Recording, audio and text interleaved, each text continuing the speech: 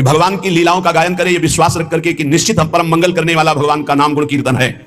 तुम्हारा मन लगे या ना लगे, भाव बने ना बने, अग्नि को देखो या ना देखो, अग्नि को समझो या ना समझो, अग्नि पे भाव करो ना करो, भूल से, चूक से, समझ से, जबरदस्ती से भी छुआ दी जाए तो तुम्हें जला देगी, क्योंकि उसमें दायिका शक्ति है।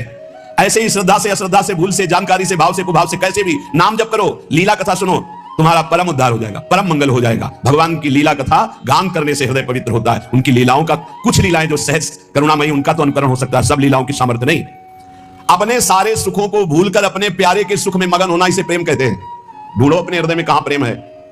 या अपने सुख के लिए प्यारे से प्यार करना कि मुझे सुख मिलता है, लेकिन प्यारे के सुख के लिए अपने सारे सुखों को भूलकर, यह अनुराग है। अपने सुख दुख की परवाह नहीं, प्यारे की इच्छा में इच्छा मिलाकर उनकी आज्ञा पालन करना, ये दुष्ट स्वभाव वाले नहीं समझेंगे ये बात। उनको अपनी वासनाओं की पूर्ति चाहिए, अपनी इच्छा की पूर्ति चाहिए, नहीं समझेंगे। सत्संग का रंग जब चढ़ेगा तो अपने सुख दुख की परवाह भूलकर अपने प्यारे की आज्ञा में चलना, प्यारे की इच्छा पूर्ति करने की भावना रखना, भगवान की कृपा से हो जाएगा। ये ऐसा भाव हो जाएगा। है दुर्लभ, बड़ा कठिन भाव है, सुख वांछा का त्याग करके तत्सुख। पर कृपा शक्ति में इतना महान बल है कि जितनी भगवान की शक्तियां सब कृपा शक्ति का अनुसरण करती है। भाई जी महाराज का इसलिए तुम हर समय कृपा मनाओ कि मेरे ऊपर लाडली जी की बहुत कृपा है। जो कृपा शक्ति का आश्रय ले लेता है तो कृपा शक्ति का अनुसरण भगवान की अनंत शक्तियां करती है। यहां तक कि कृपा शक्ति इतनी बलवान है कि भगवान को भी अधीन करवा देती है। कृपा से इतनी कृपा है कि भगवान को भी अधीन करा देती है। भगवान बंधन स्वीकार कर लेते हैं भक्त का कृपा से। इसलिए भगवान की जितनी कृपा मनाते रहोगे उतना ही आपको अनुभव होता रहेगा कि आपकी अध्यात्म उन्नति हो रही। बहुत बड़ा ये शब्द है कृपा। इसका परिचय साधना में, जब अहम ग्रह साधना थी तब परिचय नहीं था। कृपा बहुत बड़ा, कृपा से सब कुछ हो जाता है, सब कुछ कृपा से हो जाता है। बस हर समय अनुभव करते रहो। श्रीमद् भागवत में लिखा है कि श्लोक में अर्थ है उसका यह है कि जो हर समय भगवान की कृपा मनाता रहता है, जो दुख सुख आता है उसे भोग लेता है और भगवान की स्मरण में तन्मय रहता, कृपा मनाता, बड़ी कृपा। दुख आया तो बड़ी कृपा, सुख आया तो बड़ी कृपा, विपत्ति आई तो बड़ी कृपा, संपत्ति आई तो बड़ी कृपा। तो वो भगवान को ऐसे प्राप्त हो जाता है जैसे पिता की प्रॉपर्टी पर पुत्र का स्वयं अधिकार हो जाता है, ऐसे भगवत प्राप्त हो जाता है।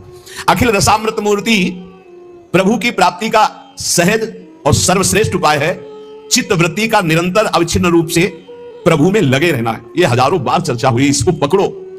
चित्त वृत्ति का निरंतर प्रभु में लगे रहना, चाहे तुम सकाम से हो चाहे निष्काम से, चिंता मत करो। सकाम से भी हो, प्रभु का चिंतन बनने लगे।